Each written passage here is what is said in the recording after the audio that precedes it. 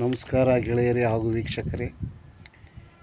ಇಂದು ನಾವು ಮಾತಾಡುವ ಟಾಪಿಕ್ಕು ಮೀಡಿಯಾದಲ್ಲಿ ಬಂದಿರುವ ಪ್ರಕಾರ ಆರ್ಥಿಕ ಸಮಾನತೆಯಲ್ಲಿ ಭಾರತಕ್ಕೆ 4ನೇ ಸ್ಥಾನ.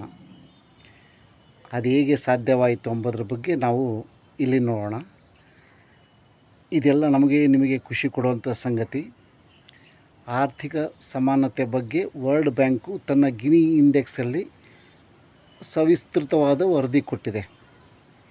ಅದೇನಪ್ಪ ಅಂತ ಮೊನ್ನೆನೇ IMF ಅವರು ಹೇಳಿದರು, ಬಡತನ ರೇಖೆಗಿಂತ 27 ಕೋಟಿ ಜನಸಂಖ್ಯೆ ಹೊರ ಬಂದಿದೆ ಅಂಥೇಳಿ.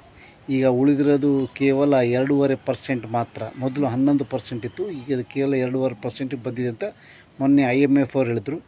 ಈಗ ಇದು ಆಮೇಲೆ ಇದರಲ್ಲಿ ನಮ್ಮ ಭಾರತಕ್ಕೆ 4ನೇ ಸ್ಥಾನದ ಇನ್ನೂ ಹೆಚ್ಚು ಖುಷಿ ಕೊಡುವಂಥದ್ದು, ನಾವು ಅಮೇರಿಕ ಮತ್ತು ಚೈನಾವನ್ನು ಹಿಂದಿಕ್ಕಿದ್ದೇವೆ ಈ ವಿಷಯದಲ್ಲಿ ಮಾತ್ರ.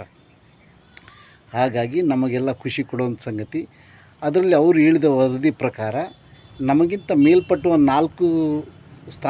3 ಸ್ಥಾನಗಳು ಯಾವಂದರೆ, ಒಂದು ಸ್ಲೋವಾಕ್ ರಿಪಬ್ಲಿಕ್, 2ನೇದ್ದು ಸ್ಲೋವೇನಿಯಾ, 3ನೇದ್ದು ಬೆಲಾರೂಸ್ ಅಂತೇಳಿ.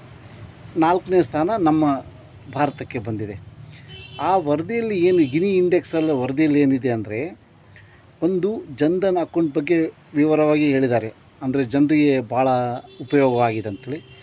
2ನೇದಾಗಿ DBT ಅಂತ, ಅಂದರೆ ಡೈರೆಕ್ಟ್ ಬ್ಯಾಂಕ್ ಟ್ರಾನ್ಸ್ಫರ್ ಜನರ ಕೈಯಲ್ಲಿ ಮುಟ್ಟಿದೆ ದುಡ್ಡು.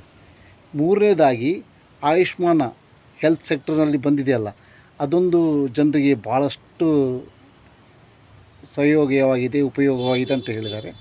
4ನೇದಾಗಿ ವಿಶ್ವಕರ್ಮ ಯೋಜನೆ. ನಾನು ಆಲ್ರೆಡಿ ಇದ್ರ ಬಗ್ಗೆ ವಿಡಿಯೋ ಮಾಡಿ ಹಾಕಿದ್ದೀನಿ. ಯಾವ ಸಂಬಂಧಪಟ್ಟ ವೃತ್ತಿಯಲ್ಲಿದ್ದೀರ ಅವರಿಗೆಲ್ಲ ಒಂದೊಂದು ಕಿಟ್ ಬಂದಿದೆ, ತಮಗೆಲ್ಲ ಗೊತ್ತಿರ್ಬೋದು.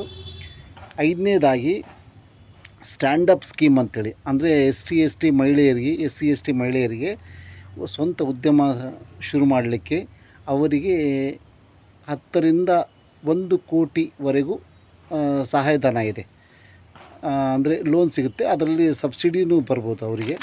ಅದನ್ನು ಹೇಳಿದ್ದಾರೆ. ದಯವಿಟ್ಟು ಇದ್ರ ಬಗ್ಗೆ ಚೆನ್ನಾಗಿದೆಯಲ್ಲ, ಯೋಚನೆ ಮಾಡಿ.